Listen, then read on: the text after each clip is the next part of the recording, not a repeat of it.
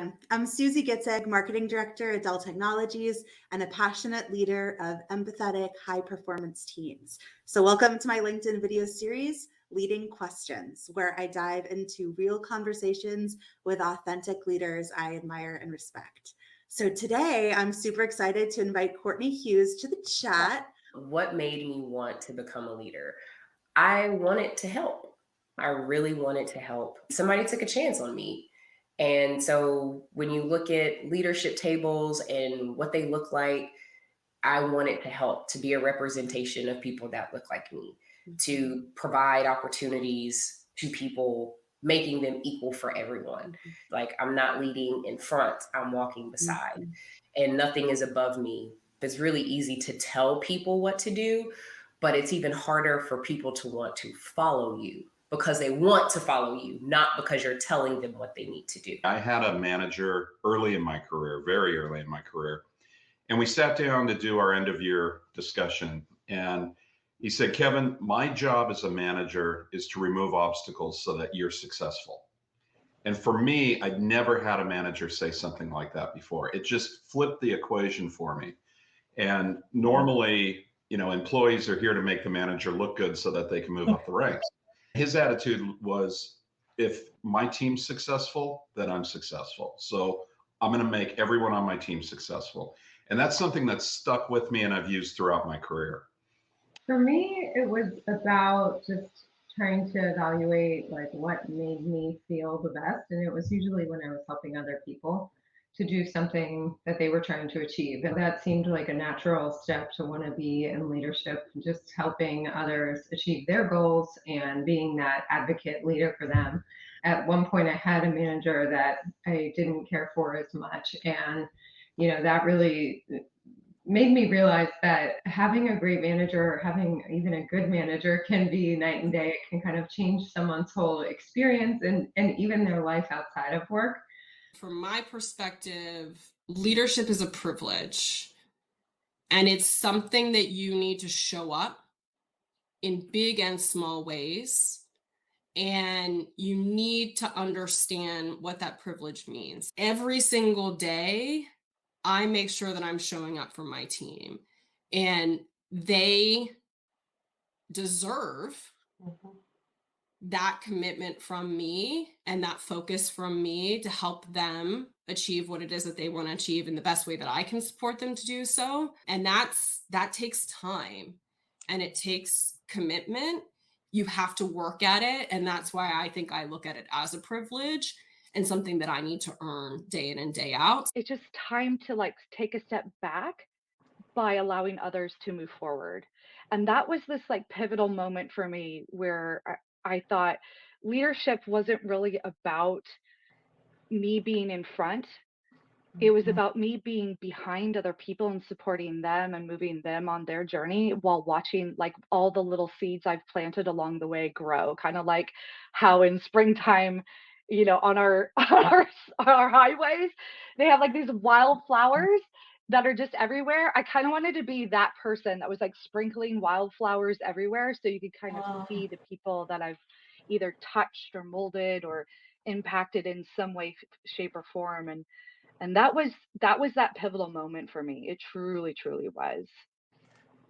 When I thought of what a prototypical leader was, again, growing up, I thought of someone that could do no wrong. The reality is that, at least in the modern times, modern leadership is more about leaders that you can connect with. And connecting with leaders oftentimes means that they're humble. I think surprising, I guess, for me has been that it's okay to show weakness. It's okay to make mistakes and learn from those mistakes and not be the one with all the answers all the time. For me, it worked out because I am certainly not the all-knowing leader. I take pride in bringing diverse sets of people together, and together, we can solve problems as opposed to just a leader on their own. One of the things that I really always wanted was an executive coach, tell me all the secrets and finally take me behind the curtain. And so I finally got an executive coach and I was so excited. So as part of that, you interview different people. And one of the women that I interviewed, the first thing out of my mouth was, okay, so what you need to know about me is I am not really executive material. So I'm going to need your help to make me an executive. And of course, she just had this blank look on her face and she was like, hey, you do know the reason why you're here is because of how you've been performing and who you are as a leader.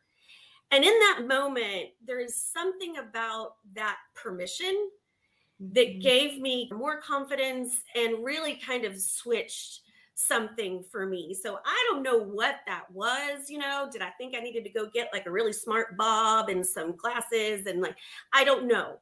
But I think all that to say, it's like, hey, when you're leading from an authentic place and you're really who you are, you're there for a reason. So at that point, it's about how do you just play on those strengths and how do you maximize it? I think a lot of people who seek to be leaders are very ambitious, and they become very good at what they do by working really hard on that one thing, right? Mhm. That's what gets you nominated maybe for the leadership position, but like what got you here won't get you there. And that sounds so cliche, but it's true, because what I learned, and was very humbling, and I continue to be humbled all the time as a leader, was wow, like my job isn't to be the most successful. My job is to make my team be the most successful, whether they need coaching or whether they need air cover or whether they just need a spotlight. I think sometimes you've just got to have grace and trust yourself, because there isn't a guidebook. You've really got to have a good relationship with yourself and give yourself some grace. Really be authentic to yourself. You're not here because you necessarily raised your hand. Like, people put you in this role because they trusted you. You have to trust you. You got to do the work.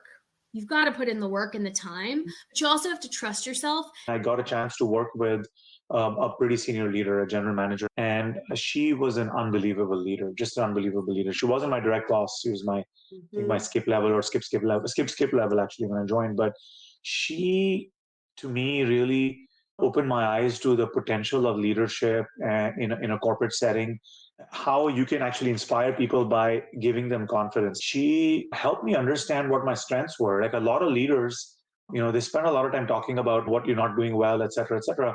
She would spend a lot more time celebrating what I did well and giving me a sense of like, oh, you bring these things in. And, it was kind of, Susie, it was kind of magical what it did for me. It was just magical what it did for my confidence, and what it really showed me what a leader can do, and the difference a leader can make in somebody's performance and how they see themselves. So that experience is something I take with me and try to embody. I'm just a huge fan of leaders like that. Usually at this time, I dive into real conversations with authentic leaders. So I am adding to the stage Paige Eckhart. Paige is a leader on my team. Today, she's going to be asking me the questions. I'm excited to put you on the hot seat a little bit this week. I've had a lot of great coaching and just learning from Susie, and I think that she'll have a lot of wisdom to share with everybody else in the way that she's poured into me and the rest of the team. Throughout my career, I had many amazing leaders, and then a few leaders that didn't meet the mark. What I tried to do is lean into the qualities that I loved in leaders that I really looked up to. And if there were things that I felt were not the way I wanted to be led, making sure those were not the things that I brought into my leadership style.